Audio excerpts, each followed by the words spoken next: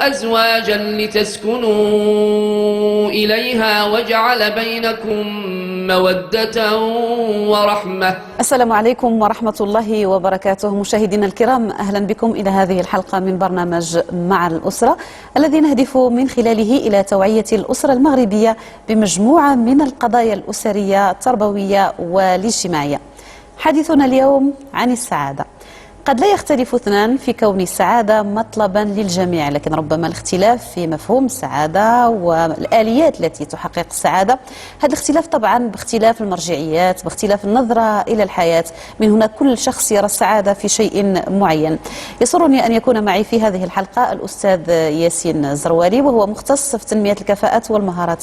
أهلا وسهلا بك أستاذ ياسين، وشكرا لحضورك معي في هذه الحلقة. فأكيد الحلقة تكون جميلة لأن سنتحدث عن مفهوم جميل اللي هو السعادة إن شاء الله. طيب أستاذ ياسين، بالتأكيد أن كل الناس، كل واحد كيلقى السعادة دي، كل واحد كيفاش كينظر للسعادة، بمعنى كتختلف المفاهيم عند الناس. واش يمكن نتكلموا على مفهوم عام اللي ربما انتم يتوافقوا عليه بزاف ديال الناس؟ بسم الله الرحمن الرحيم. شكرا أستاذة وفاء، وتحية المشاهدين ومشاهدات قناة السادسة إن شاء الله، هذه القناة المباركة، وكذلك هذا البرنامج مع الأسرة الذي يهدف إلى تنمية الفكر الإنساني وتنمية المهارات في مختلف المجالات، وكذلك لمختلف الطبقات العمرية.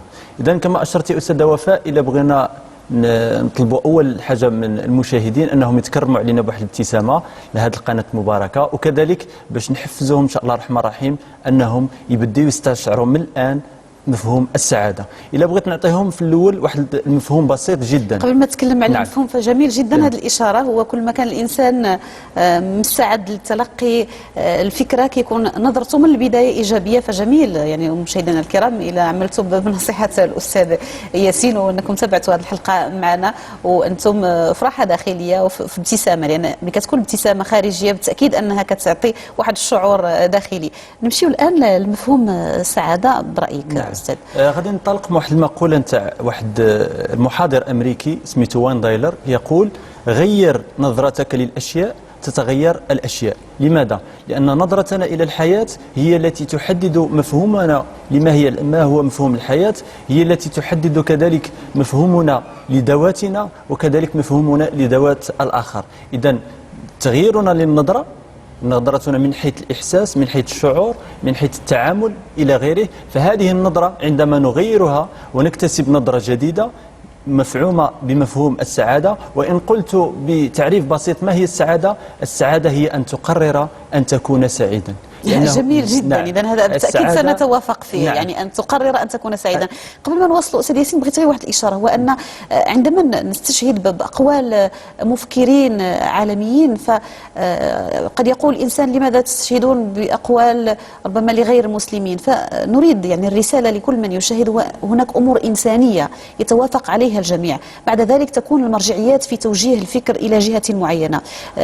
فنحن يعني في الجانب الإنساني الذي نشترك فيه مع كل الناس في العالم. كل الأشخاص يريدون السعادة، وكل الأشخاص ينبغي أن تكون لديهم نظرة إيجابية إلى ذواتهم بغض النظر عن مرجعيتهم. نعم.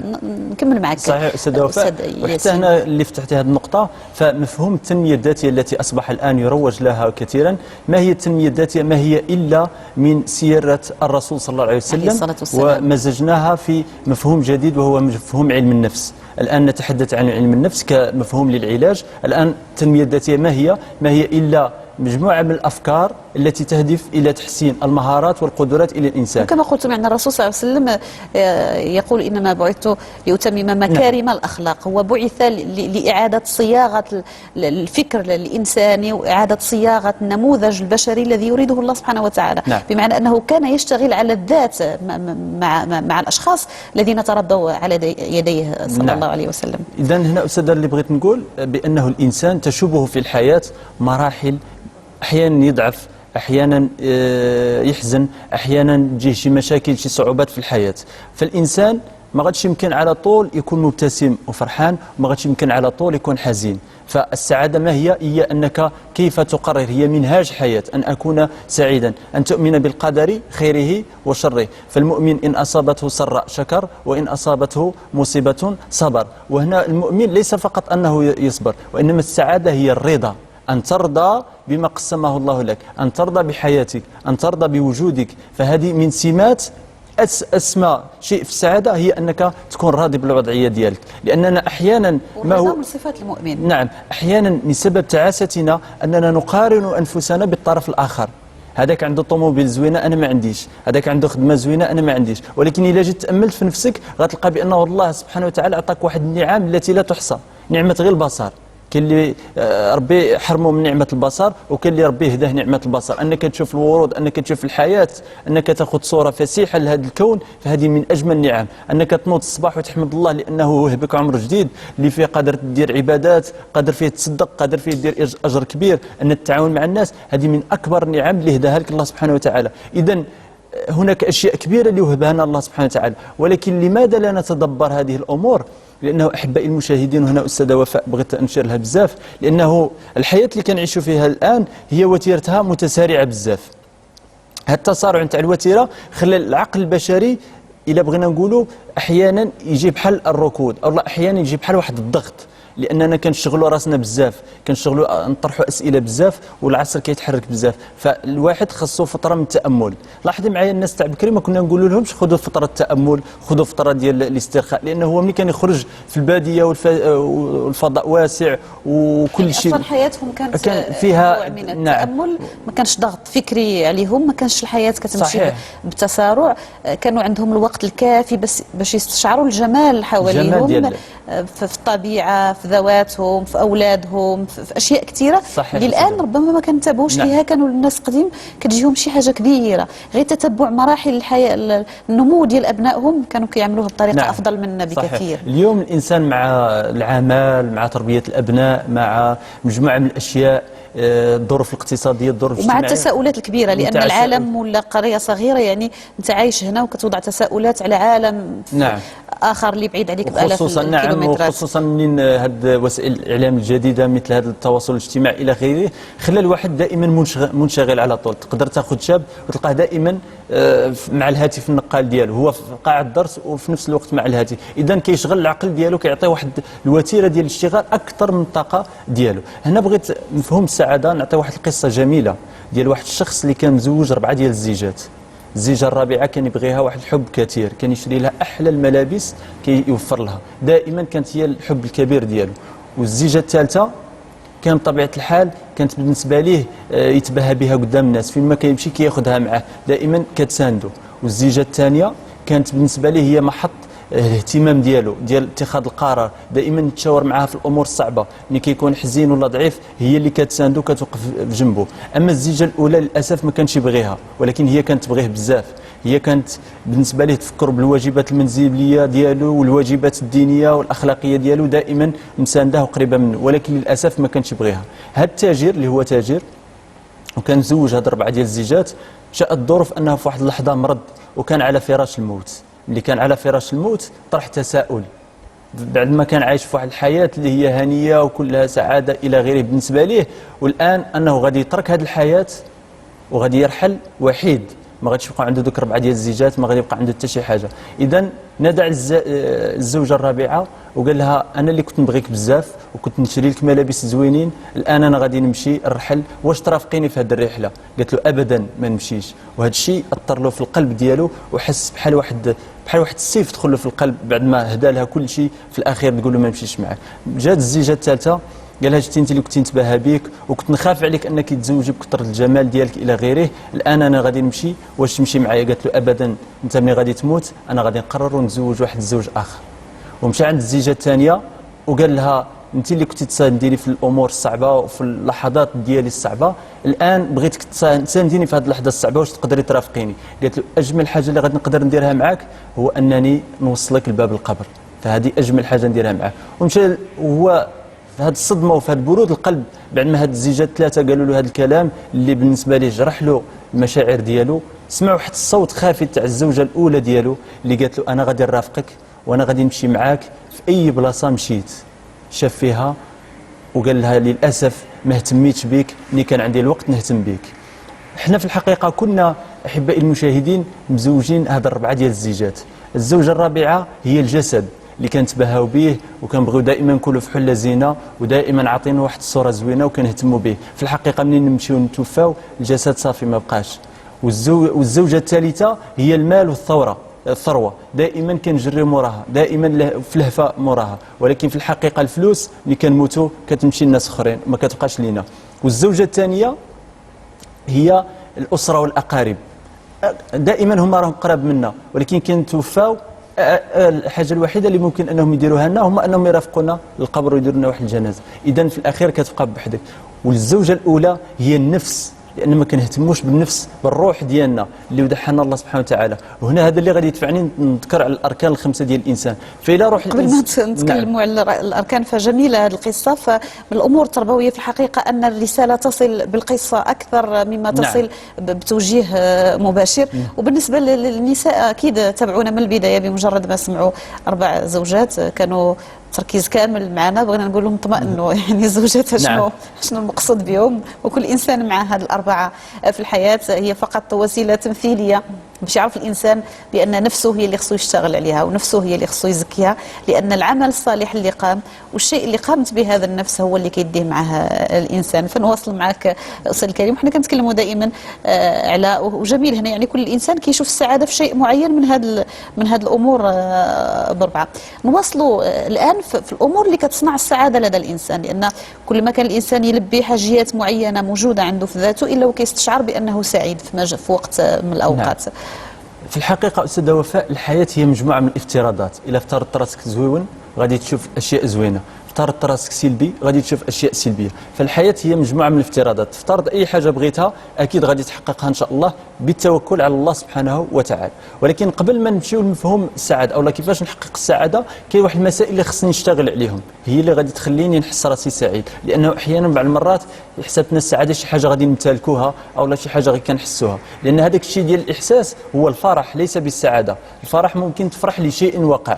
احيانا كتمشي سنوات طويله وانت كتعمل على جانب معين وكتخيل بانك ملي غتوصل لذاك الامر غتكون سعيد، ولكن للاسف ملي كتحقق ذاك الامر ما كتكونش سعيد. نعم. فلهذا كنقول الانسان ربما التصور ديالنا الذي نحمله عن السعاده هو اللي خصو يتغير. نعم. فالسعاده هي هدوء النفس، انشراح القلب، تفعم الروح وقربها من الله سبحانه وتعالى، هذا هو اللي كيخليك تكون سعيد. وهنا غادي تشاريني استاذه وفاء والمشاهدين الكرام اننا ناخذوا هذا المبدا اللي نتمنوا انه ان شاء الله كاملين يطبقوه في حياتهم. وهنا نوه المشاهدين الكرام باش ياخذوا واحد الورقه وواحد القلم ويسجلوا هذه ال5 ديال الاركان، وكل ركن يحاولوا يشتغلوا عليه ان شاء الله الرحمن الرحيم. اول ركن وهو الركن الروحي، أي علاقتي مع الله سبحانه وتعالى من جميع الشعائر، من صلاة، من صوم، من زكاة، هي الأساس. إذا كل ما كان هذا الرابط الروحي قوي بيننا وبين الله سبحانه وتعالى كيعطينا قدرة، لأن الروح في الداخل. فإذا كانت الداخل ديالنا مطمئن ومرتبط بالله سبحانه وتعالى بالتأكيد أن نظرتنا للأمور الأخرى غتكون متغيرة. أكيد. فهذا الجانب كل ما نميناه كل ما كنكونوا راسنا مرتاحين. وهنا نعطيك اذا ما يمكنناش نتكلموا على التنميه الذاتيه الا ما نميناش الجانب الروحي. هو الاساس انه هذا الروح اللي وعدنا الله سبحانه وتعالى كتبغي تتصل مع الخالق الله سبحانه وتعالى. فإذا ما كانش هذاك الاتصال اكيد ما غاديش الانسان يكون مرتاح. لاحظي معايا اخر احصاء بين انه في دول ما غاديش نذكر الاسم ديالها نسبه الانتحار كثيره، انه تجاوزت انه على كل راس شخصين واحد كينتحر وواحد كيبقى. لماذا؟ لانه الجانب الروحي ما كاينش عندهم مطمئن. ولو ان هذه الدول حققوا طفره اقتصاديه وتكنولوجيه غريبه، ولكن هذا التقدم التكنولوجي ما عطاهمش. يقول انه هذه الدراسه اللي داروها ماشي يعني ناس اللي هما مسلمين، وداروا هذه الدراسه وشافوا بانه الانسان كل ما كان متعلق بشي ديانه الا وكان الجانب ديالو اسمى، فما بالك بالديانه اللي هي اعظم اللي هو دين الاسلام. فكل ما كنت حاس بالجانب الروحي ديالك مزيان اكيد. وباش تنمي الجانب الروحي دائما الانسان يرجع لسيره الرسول صلى الله عليه وسلم وياخذ منها، ياخذ من دوك النفحات ودوك الاشياء الجميله اللي كان يديرها الرسول صلى الله عليه وسلم ودوك الاخلاق الحميده ديالو، ويتمثلها في المجتمع ديالو. كأب نغرسها في الاولاد ديالي، كمعلم نغرسها في الطلبه ديالي، مهما كان الدور ديالك في المجتمع. انسان عايش في مجال عمل معين يعيش بهذا الروحانيه. طيب هذا الركن الاول اللي هو الركن الروحي. الثاني هذا الركن الروحي كيأثر مباشره في واحد الركن اللي هو الركن النفسي.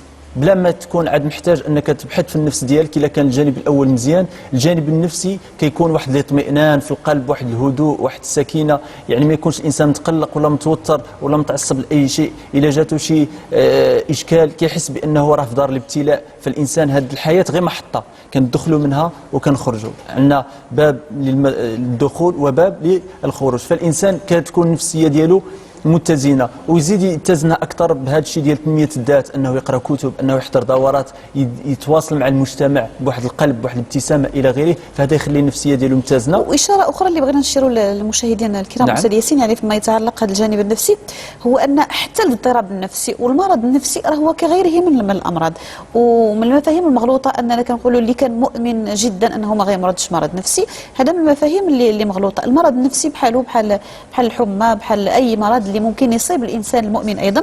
عنده ناس ديال التخصص ديالو، ماشي عيب ان الانسان يحس بنفسه عنده اضطراب معين يمشي عند اهل التخصص، كما كيمشي عند طبيب مختص في اي مرض معين باش يحقق نوع من توازن من الناحيه النفسيه. نمشيو للركن الثالث. الركن الثالث استاذ وفاء وهو الركن الصحي. وكما كتعرفي بعض الامراض مثلا ارتفاع الدم الى غيره، ارتفاع ضغط الدم الى غيره، كيكون ناتج على اشكالات نفسيه اللي كنعانيوها، كثره التفكير، كثره الانشغالات، الامور اللي كتاثرنا على الجانب الصحي. لكن هذا ما فيها باس انه الانسان يعزز حتى الركن الصحي ويهتم به، يهتم بالجسد ديالو، لان ذاك الجسد هو اللي غادي يخليه يعيش في هذه الحياه مرتاح ومتزن. فيتهلا فيه بتمارين رياضيه الى غيره، تغذيه سليمه الى غيره، لانه هذا الشيء من بعد غادي ياثر له على الجانب الصحي. هاد ثلاثه استاذ وفاء. اذا الجانب الصحي بالتاكيد، يعني لما اهتميناش بالجسد ما يمكنناش ننتظروا نعملوا شيء اخر، حتى على مستوى الجانب النفسي او على مستوى الجانب الروحي. يعني كل الامور هي مرتبطه بالجسد. نعم. لابد يكون عندنا عادات سليمه، عادات غذائيه سليمه، ثم عادات ايضا فريه في ممارسه الرياضه وما الى ذلك. نعم. طيب نمشيو الاركان. ملي كنشتغلوا على هذا الركن الروحي والركن النفسي والركن الصحي، هنا كيجي الركن الرابع اللي هو الاسري والاجتماعي، وهو مرتبط طبعا. صحيح. مرتبط بالاركان الثلاثه. صحيح، جميل. فالانسان مثلا ناخذ شي واحد الى نما الركن الروحي والركن النفسي والصحي كينوض مقبل على الحياه الصباح، كيمشي للاسره ديالو في حضان نتاع الام ولا الاب وكيتواصل معهم ايجابيا. هذا اللي غادي يتواصل في الاسره ايجابيه ويخلق واحد الجو، الزوج مع الزوجه، الزوج مع الابناء ديالو الى غيره، يخلق واحد الجو رائع. هنا يقدر يخرج المجتمع، الجيران، الاصدقاء، محيط العمل الى غيره، كيكون مفعم بواحد الطاقه، بواحد الحيويه.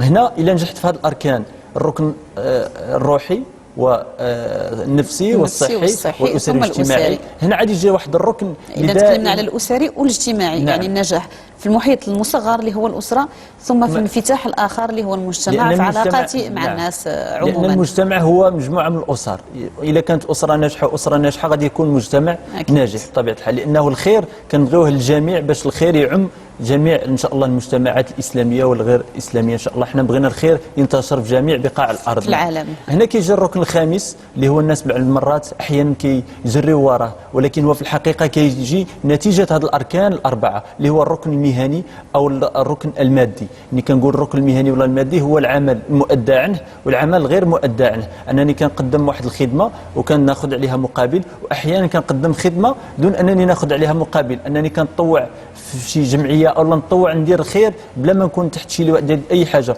انك تشوف واحد الانسان محتاج واحد الحاجه كتقوم وتساعده، اكيد الخير غادي كما ساعدت الغير ربي سبحانه وتعالى غادي يساعدك، لانه كلما انسكبت في خدمه الاخر ربي سبحانه وتعالى سيحقق لك جميع أكيد. امنياتك. هذا الركن المهني هو علاش كيجي نتاج ديالهم، لان كلما تواصلت مع المجتمع، كل ما كنت ايجابي في المجتمع، اكيد الناس هي اللي غادي تبحث عليك ماشي انت غادي تبحث عليها. والرزق كاين جوج تاع الحويجات كيجيو حنا ما كنبحثوش عليهم، هما كيجيو عندنا، الرزق والموت، لانه هما كنتاخذوا الاسباب، حنا كنتاخذوا الاسباب وكنستعدوا للموت. نعم وكنستعدوا. فالرزق ديالك راه مكتوب، لا الحاجه الى الانسان انه يخلق واحد الجو ديال التوتر في الصحه ديالو ولا مع الاسره ديالو. بالعكس الانسان هذه من بين اساسيات السعاده، هو ان علاش قلنا السعاده هي قرار هي قرارك ان تكون سعيدا. هنا في قضيه اتخاذ القرار، شحال من واحد كيعجبه هذا الحوار مثلا، يعجبه ويحس بواحد الاحساس زوين، ولكن كتنقصوا ديك مبدا انه ياخذ المبادره. فالمبادره هي اساس انك تكون سعيد. الان عزيزي المشاهد، اختي المشاهده، الان تاخذي القرار، خذي ورقه وقلم واكتبي الان قررت ان اكون سعيدا. اتخاذ القرار هو النقطه الاولى لأن تكون سعيدا نعم. بعد مراحل طبعا، بعد ما تشتغل على هذه الأركان الخمسة. صحيح. بالتأكيد لأن كل ما كان التوازن في الأركان الخمسة اللي كتهم الإنسان إلا وغيكون الإنسان سعيد ودرتو الحياة جميلة. وعلاش قلت لهم خذ قلم وورقة واكتب، لأنك ملي كتكتب كتركز المخ الأيمن والمخ الأيسر، هنا جميع الطاقة ديال الدماغ كتشتغل، وهنا لأن الدماغ كاين العقل اللاواعي والعقل الواعي. العقل الواعي هو اللي كنخدموا به من بصر من شم من ذوق اللي كندركوا به العالم ديالنا، والعقل اللاواعي بحال واحد الشكل ديال الطفل، أي حاجة قلتها له كيعطيك من نفس الإحساس. قلت له أنا سعيد كيعطيك الإحساس بالسعادة، قلت أنا حزين كيعطيك بالإحساس بالحزن. من يدعي المرض العقل اللاواعي ديالو يعطيه شعور بأنه مريض. أحيانا غير أزمة ديال البرد ولا شي حاجة وكتهول من الأمر وتقول راني مرضت، كتحس بالسخانة كتحس بالجسم ديالك. وهذا من الأمراض الشائعة عند الأطفال في الدخول المدرسي أو لا بعد عطلة معينة، أن الأطفال كيمرضوا بالحمى بدون سبب. نعم. في النهاية يعني كيفسروا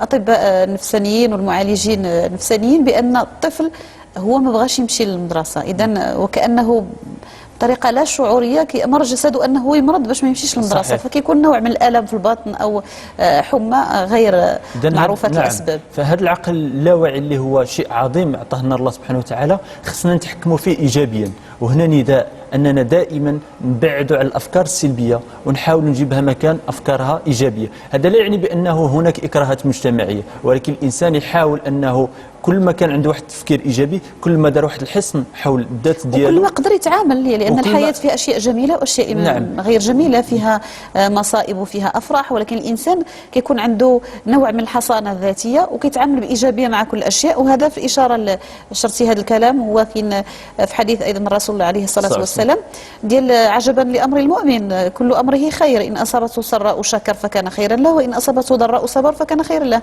اذا اذا كان الانسان المؤمن مستوعب هذه الحقيقه بالتاكيد انه غيكون عنده نظره ايجابيه للحياه وغيتعامل بايجابيه مع كل الامور وغيستشعر السعاده حتى وهو في قمه الابتلاء. طيب نمشيو الان استاذ ياسين بعض الخطوات. نعم. الآن يعني كثير من الناس كيشاهدونا الآن، وجميل أن أحد الشباب يوجه رسالة لهم، لأن غالبا أن الشباب هو الذي يشتكي كثيرا، الشباب هو اللي كيشكي من ضغوطات الحياة، هو اللي عنده ربما الأفق ظلامي نوعا ما، يعني كيشوف بأن ما كاينش أفق، ما كاينش فرص عمل، ما كاينش فرص لتأسيس أسرة، ما كاينش كثير من الأمور موجودة عندهم، فهم محتاجين فقط أنهم يصحوا مجموعة الأفكار. لهذا أنك توجه لهم انت الرسالة غادي يكون شيء إيجابي لأنك من سنهم. طيب اعطينا بعض الخطوات العمليه لتحقيق السعاده. نعم، بين الخطوات انه الانسان ما يحاولش يقارن نفسه مع الاخر، ما ديرش راسك دائما في المقارنه مع الطرف الاخر، ارضى بما قسمه الله لك سبحانه وتعالى واشتغل على داك الشيء اللي عندك، ارضى بالموجود وانتظر المفقود. فالانسان يرضى باللي عنده دابا، واكيد كل ما رضيت كل ما طلعت في سلم النجاح درجه درجه. اما الا بقيت تشوف واحد الحاجه اللي ما كتملكهاش الان، او انت دائما مع صراع ما بين الماضي والمستقبل، الماضي مشى ما عمره غادي يرجع، والمستقبل مازال ما عشتوش. اذا عيش اللحظه، عيش الحاضر ديالك، لان الا عشت الحاضر ديالك مزيان هو اللي غادي يخدم عليك في المستقبل. بحال البذره الا اعتنيت بها دابا ما تخافش عليها من المستقبل، لانها اكيد راها ان شاء الله الرحمن الرحيم غادي تكون تعطي واحد الثمار جيده. فالانسان يهتم بالحاضر ويبعد على المقارنه. كذلك نقطه ثانيه اللي احيانا كنغفلوا عليها وهي قضيه اداره الوقت. إدارة الوقت بعض المرات هي اللي كتعطيك السعادة. هو وجه أمور في الصراحة أساسية. النقطة الأولى اللي قلتي ديال المقارنة، لأن أغلب الحالات ديال الإحباطات اللي كيوقعوا فيها الناس هو عندما تقارن نفسك مع شخص آخر.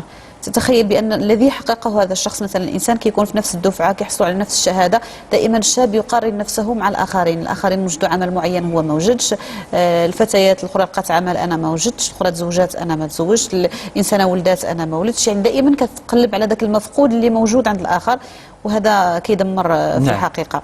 طيب نمشيو لإدارة الوقت، وهذا مشكل نعم كنعانيو منه في المغرب بطريقة فظيعة جدا، يعني لابد أن ننتبهوا أننا ما كنحترموش الوقت وما كنعرفوش تدبير الوقت الموجود عندنا كيفاش ندبروه. نبقى معكم في هذه النقطة أستاذ ياسين. بالنسبة لقضية إدارة الوقت، الإنسان يحاول أنه وقته يقسمه على هذه الخمسة ديال الأركان، بمعنى تعطي جانب للركن الروحي، وتعطي جانب للركن النفسي، وتعطي جانب الركن الصحي. ما تحاولش مثلا الوقت كامل تخصصه غير في الجانب ديال العملي، غير في الخدمة، او لا تخصصه غير في واحد الشيء معين.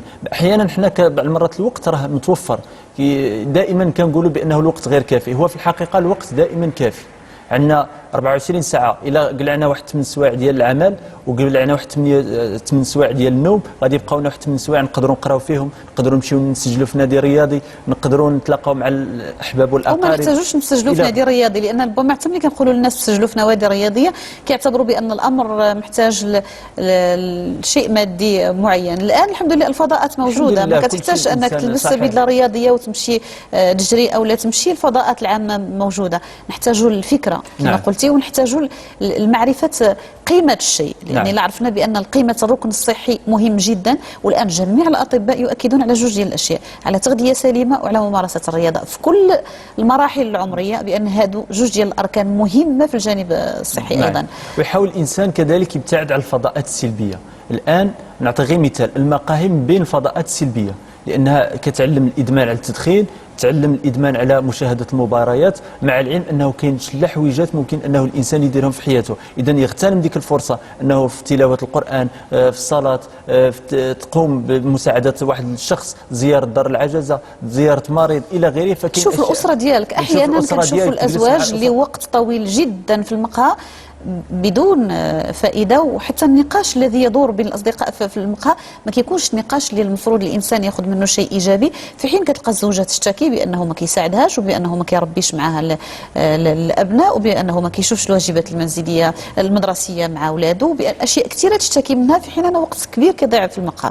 نفس الشيء بالنسبه للنساء، كتلقى وقت طويل جدا مع الصديقات، مع الجارات، ولكن راه كنحتاجوا اننا نتمركزوا حول الضروريات. ملي نعطي الحق الكافي لاسرتي والعملي ولصحتي والجانب الروحي مع الله سبحانه وتعالى، كتبقى اوقات للترفيه، لانني نتلاقى صداقات معينه ونجلس مع اصدقاء معينين. نعم. ونقطه اخرى وهي قضيه اتقان الشيء. طالب مثلا خصو يهتم بالدراسه ديالو، حيت الا ما اهتمش بالدراسه ديالو ما غاديش يحقق نتائج، ولا ما حققش نتائج غادي يعيش في واحد الصراع مع الذات. موظف في المجال المهني ديالو خاصو يتقن العمل ديالو، حيت الا ما تقناش واحد الشيء اللي كنديروه به باش كنتميزوا على الطرف الاخر، اكيد غادي يخلق لنا واحد الصراع نفسي. فاتقان اي شيء من اسباب السعاده النفسيه، اي حاجه، لان حتى الرسول صلى الله عليه وسلم كيقول لك خيركم من عمل عملا فاتقنه. فاتقان الشيء، من عمل عملا فاتقنه، هذا في الاثر. نعم فاتقنه. فهذا الاتقان من سبب سعاده الانسان. لاحظي معايا الصناع التقليديين من ياخذ وقته في واحد الزخرفه ديال واحد الاناء جميل الى غيره، فمني كيوجدوا في نهايه المطاف كيحس بواحد السعاده لانه اتقن واحد. سبحان الله، جميع الصناع التقليديين اللي كيشتغلوا على الاشياء الجماليه كتصيبهم في ذواتهم عندهم جماليه معينه، ما كيكونش عندهم توتر، ما كيكونش عندهم نظره سوداويه للحياه. في مدننا العتيقه دائما الصناع التقليديين كتلقى مبشورين مبتسمين، لانهم عندهم الوقت الكافي انهم يشتغلوا على اشياء جميله اللي كيحبوها. نعم. وكذلك كيعلموا الصبر، لانه كياخذ وقته وكيتامل الحاجه وعارف بانه لان كل ما حاجه خدات وقتها كل ما جات زوينه، كل ما زربنا في واحد الحاجه كل ما اكيد ما غاديش نوصلوا لديك الجوده اللي بغينا. اذا فهذا جانب الاتقان مهم، يعني حتى الانسان اللي كان في دراسته وعنده ضعف معين، يعني لابد أن يكون الأولوية أنه يتغلب على الضعف الموجود عنده. كل إنسان يتعلم. اللي كان في عمله ولا يجيد أشياء معينة، الآن نتحدث عن التكوين المستمر، فالإنسان خصو يستوعب بأنه ما كتجيش مرحلة عمرية ينتهي فيها التعليم، وإنما في كل فترة خص يكون عندك تعليم مستمر والتدريب مستمر باش تتقن عملك، لأن كل ما كنتي متميز في عملك غتكون مرتاح وما يكونش عندك مشاكل. نعم. ونقطة أخرى قضية التواصل الإيجابي والتفكير الإيجابي، كلهم مهمين. نبقاو في التواصل الإيجابي. قضية التواصل الإيجابي أنه الإنسان كيتواصل مع المجتمع، إذا خصني نخلق واحد التواصل إيجابي. مع كيفاش نخلق تواصل إيجابي؟ هو أنني نتعامل مع ناس اللي ينميوا الفكر ديالي، اللي كنحس بهم، نتعامل مع مثقف، مع أستاذ، مع كذا. ما نتعاملش مع دوك الناس اللي لأن كيقول لك الصاحب ساحب. إلا كان صديق سوء غادي يجيب لك الفعل السوء، كان صديق ايجابي غادي هو يجبدك. كاين اللي كيقول بانه ما كيعرفش يتواصل، ما كيعرفش يخلق صداقات، ما كيكونش ناجح في علاقته مع الناس. هذا كيتعلم، يعني هذه الاليات باش تكون متواصل، ما يكونش خجل، ما يكونش هذه الامور يعني كيتغلب عليها. هذا اخر تاع الخجل وقضيه انه الواحد ما كيقدرش يتواصل. لا، بغينا غير نشيروا بان حتى هي امور قادر يتغلب عليها، فقط الانسان يامن بان قادر يتغلب عليها، لان كينطلق من الاول الانسان كيقول لك انا طبعي هكذا. فهذه اكثر الامور المحبطه اللي كيقول انا طبعي هكذا، وكانه ما غيتهذبش هذا الطبع وما يتغيرش هذا الطبع. هذه نقطه وكنشيرها للمشاهدين الكرام. اول شيء اللي كيقودنا للتغيير، وهي الايمان بالتغيير، انك تامن بفكره انك غادي تتغير، اكيد غادي ان شاء الله الرحمن الرحيم تغير. طيب نواصل معك ولو ان وقت الحلقه انتهى، غير في عجاله هذه الخطوات العمليه تكلمتي على ان يكون التواصل الايجابي، الان التفكير الايجابي. نعم. في عجاله. نعم في عجاله. كيف انمي التفكير الايجابي؟ هو انني ناخذ دائما فتره الجلوس مع الذات ونشوف نقاط القوه ديالي ونحاول ننميها، ونشوف نقاط السلبيه وكيفاش نتخلص منها، فهذا كيخليني دائما ننمي، ودائما انني نحدد اهداف واضحه في الحياه ديالي. اشنو هما الاهداف؟ هو انني في كل ركن نقول اشنو بغيت ندير، خص تكون عندي رؤيه اشنو بغيت نحقق. فمثلا في الجانب الروحي بغيت ننمي مثلا نحفظ القران، كنت مثلا حافظ حزب او حزبين، نزيد نحفظ اكثر. في الجانب النفسي نكتشف ذاتي، اشنو هما الحويجات مثلا اللي قالوا لي الناس انت عصبي المزاج، نشوف كيفاش نتغلب على هذه العصبيه.